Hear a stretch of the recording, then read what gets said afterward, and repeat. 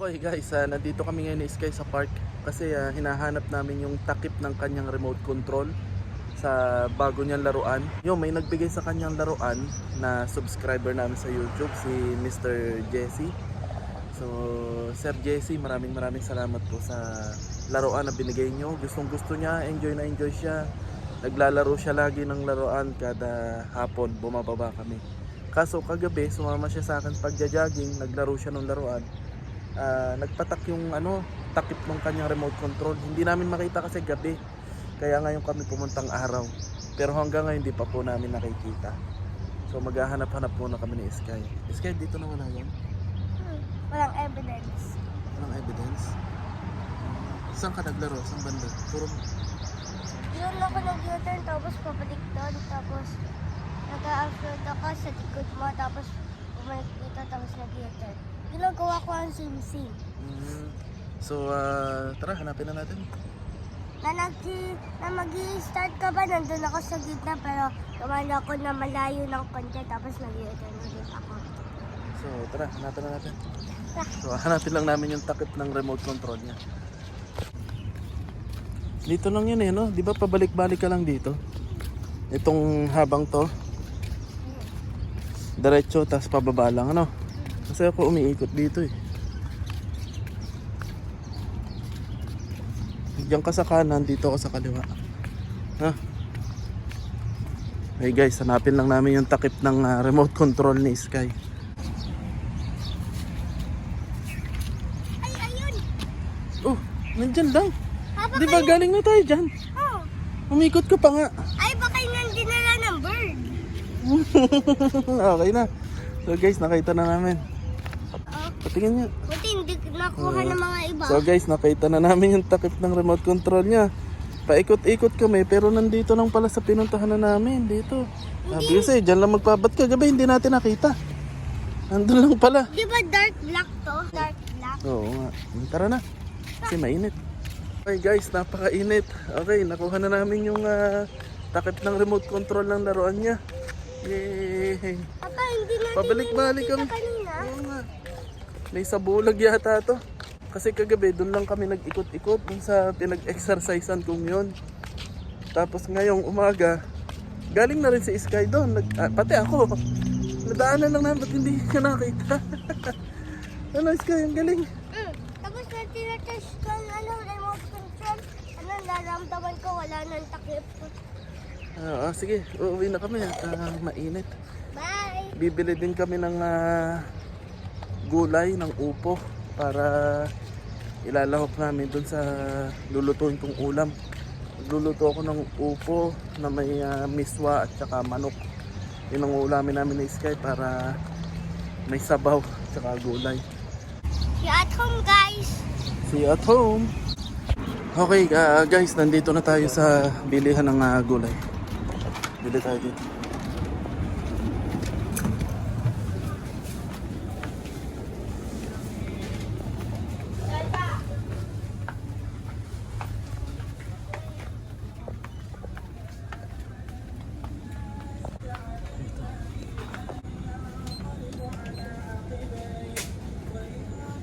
Okay, ito na yung upo na kailangan natin. Kano? Ito din. Bayad na tayo. Ayun o. Tayong dalawa. Dito na kami ni Sky sa bahay at magluluto na ako. Actually, nakapag-prepare na ako sa kusina. Nag-ayat ko na lahat. Ngayon ay igigisa ko na siya. Yes, Sky. Hello. Ay, punta na ako sa kusina. Papa, basta hindi yan sunog. Yeah. Okay, nagayat ko na yung upo, sibuyas bawang, tsaka manok. Tapos magigisa na ako. Okay, magigisa na ako ng sibuyas bawang.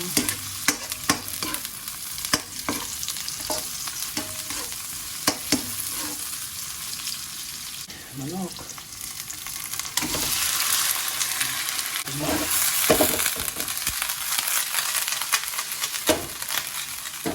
Hindi natin na asin. Paminta.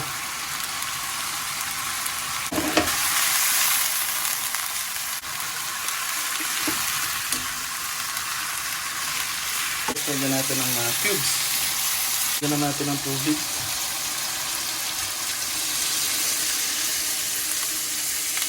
Tapos lalagyan natin ng itlog. Tapos lagyan natin ng konting patis. Isang kutsarang malaki. Lagyan na natin itong miswa.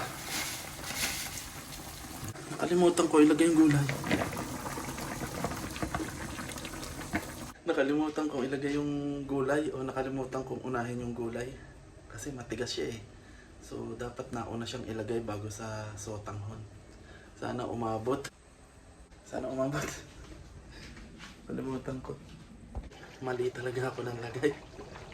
Matigas pa yung upo. Malapot na yung miswa. Okay na to. Nakahabol kahit papano. Okay guys, luto na yung ating niluto. Kahit papano naman nakahabol. So, ipaghahain na natin si Sky. Ito yung kay Sky. Sa yung gulay.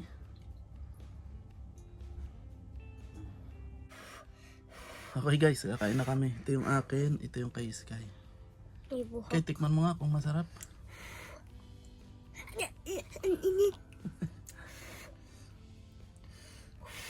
Ayan. Ay, hindi sunog. Prob. Ay, sino nga hawak niyan? Ikaw lang ang gumagamit. Ay, nakahawak nga ako dito. Oh, ay dito tayo. Ay, wala na may iba na gamit. Ikaw lang. Ikaw lang humawak. Oh. Oh, testingin mo kung meron. Oh, di sinong humawak? Ako. Oh. Nakaganito lang ako eh. Sige. Testing. Titingnan natin. Oh. Titingnan natin. Oh. Teka lang, ayusin ko. Teka! Ito sisira. Okay guys, mukhang sira na yung laruan ni Sky. Nasira ka agad. Kanina pa namin tinatry na ayusin pero hindi na siya umaandar. Hindi umaandar yung gulong niya eh. Ewan ko kung ano nangyari. Tanggal ko na ang lift dito. Oo nga ba't ayaw gumana. Ayun. Pero nagkakaliwat kanan siya. Yung gulong niya. Kaliwa kanan. Ibig sabihin may battery. Kaso ayaw niya mag-forward. May ilaw naman. Okay guys, ibabalik na lang namin to sa taas at maglalaro na lang si Sky sa park kasi ayaw na eh. Ayaw nang gumana na itong gilong sa huli. So Sky, doon na lang tayo sa park. Na. So babalik na lang namin to sa kwarto. Tara! Okay guys, nandito kami sa park ni Sky. Dito muna kami magpapalipas ng oras habang iniintay ang gabi. Dito muna kami tatabay. Nasa Sky? Sky? Ano yan? Ano yan? Hindi ko alam. Now, can you comment this below? What is this one? Ay, dito muna kami. Comment down below what is this fruit names. Hindi ba dates yan? Ano no? Tara. Tayo. Black ko? May crack. Okay, dito muna kami sa basketball court. Manonood ako na naglalaro ng basketball. Ang daming Pilipino naglalaro ng basketball. Papa, kaya ano sa loob nito? Ano? Ito sa loob. Ano yan? Ito kaya? Okay guys, paalis na kami dito sa park. Doon naman kami sa kabilang park ni Sky. Sawa na sa Sky dito. Yun tayo.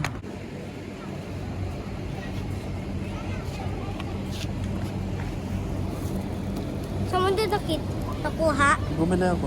Sana ako na eh. Eh, busy ka eh. Naglalaro pa.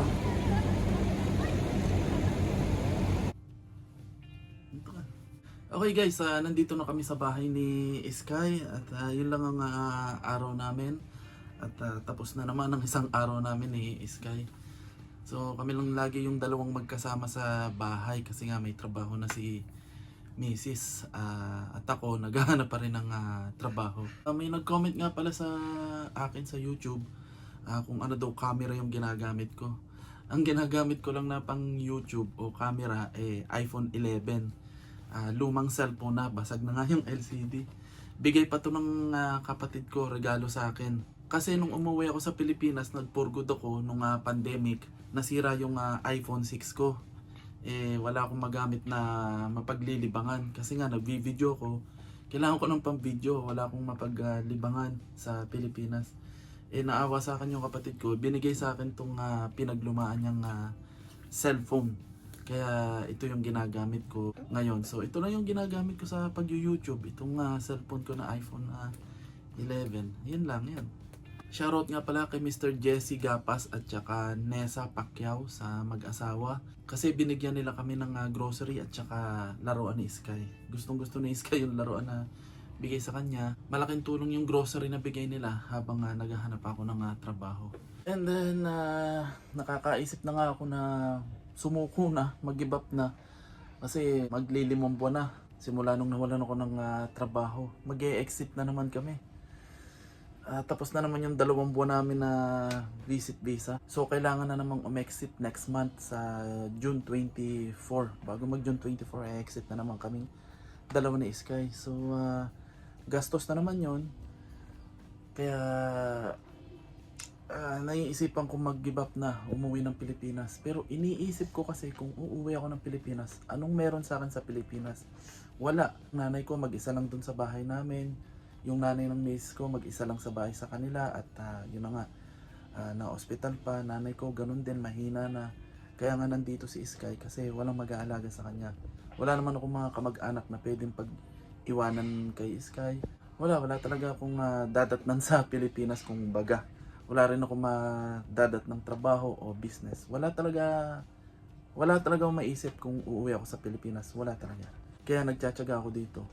Maraming nagsasabi na umuwi na lang ako pero walang nag-aabang sa akin sa Pilipinas. Mag-ibang bansa daw ako. Paano ko sisimulan? Wala nga akong pera, wala akong puhunan. Tapos wala rin akong mga kamag-anak na pupuntahan dun sa ibang bansa pa. O kahit walang kamag-anak, kailangan ko rin ng puhunan. Tapos yung edad ko. And then, ewan ko, magulo. Basta, hindi ko pa alam. Siguro sa ngayon na ang nasa isip ko is makahanap muna ng trabaho dito ngayon. Tapos, kasi yung residence mo dito, yung visa eh.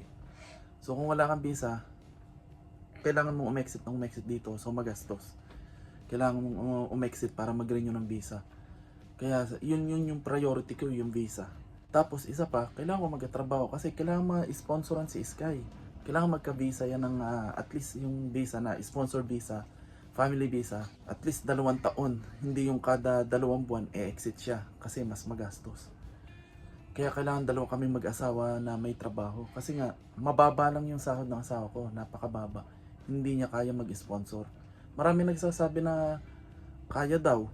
May mga tao daw na kahit mababa yung sahod, mababa sa requirement ng government, may sponsoran daw.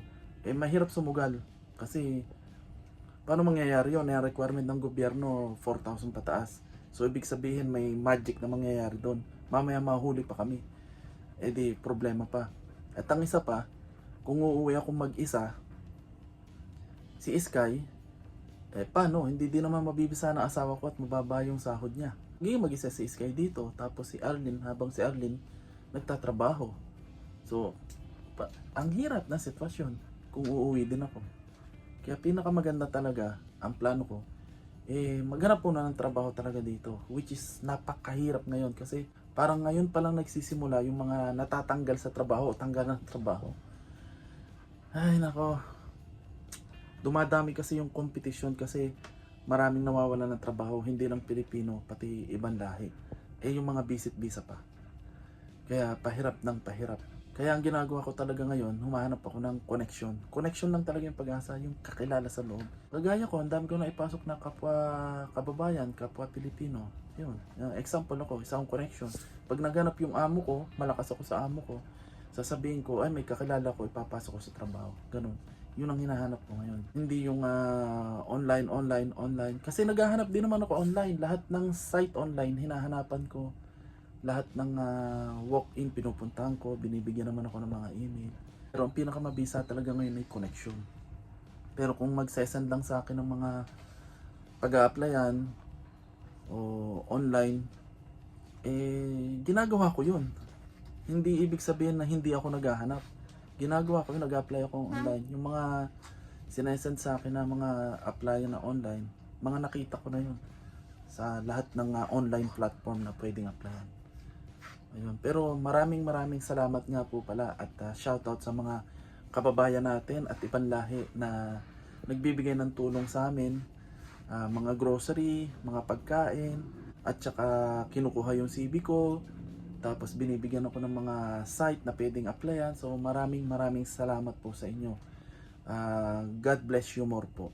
So thank you so much at napakalaking tulong yun. Hindi po kami makakasurvive dito kung hindi gawa nyo. So maraming salamat po talaga. So pagpasensyahan nyo na po ang aking boses. At ako po ay inuubo. Nahawaan po ako ni Sky. Hinawa ako ni Sky. Sky, ba't mo ako hinawa? Si Sky po kasi yung may ubo. Lagi akong inuubuhan. Lagi niya gusto niya ako mahawa. Tapos tuwan-tuwa pa siya nung nahawa ako. Yan, pare. Maganda sana kung nahawa niya ako, nawala yung sakit niya, nawala yung ubo niya. Ngayon, nahawa niya ako, parehas naman kami may sakit, parehas naman kami may ubo. Okay lang na mapunta sa akin lahat ng sakit, wag lang kay Sky. Kaso, nahawa lang niya ako, parehas pa rin kami may sakit. So guys, paano? Hanggang dito na lang yung video ko. Huwag niyo pong kalimutan na mag-like, share, and subscribe sa YouTube channel namin. And maraming salamat po. And God bless you more. Sky, bye-bye na po. See you susunod na video. Bye! Like and subscribe! Bye! Bye! Have a good time!